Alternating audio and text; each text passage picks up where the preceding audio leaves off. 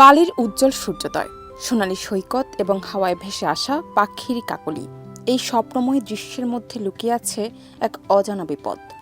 সম্প্রতি ইন্দোনেশিয়ার কর্তৃপক্ষ বালিতে প্রবেশের পথে থাকা 7,000-এর বেশি অবৈধ পাখি জব্দ করেছে।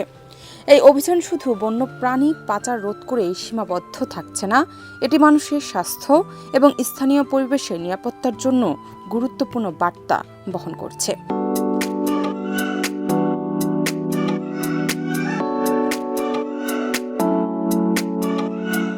জব্দকৃত পাখির মধ্যে রয়েছে সংরক্ষিত প্রজাতির সাঙ্গিহে হোয়াইট আই এবং সাঙ্গিহে সানবার্ড, যা পূর্ব ইন্দোনেশিয়ার স্থানীয় প্রজাতি।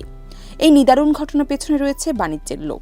স্থানীয় সূত্র জানায়, এই ধরনের পাখি বিদেশি পর্যটক এবং সংগ্রাহকদের কাছে বড় চাহিদা রয়েছে। কিন্তু এই অবৈধ বাণিজ্য কেবল প্রাকৃতিক ভারসাম্য ধ্বংস করেই না, রোগ সংক্রমণের ঝুঁকিও বাড়ায়।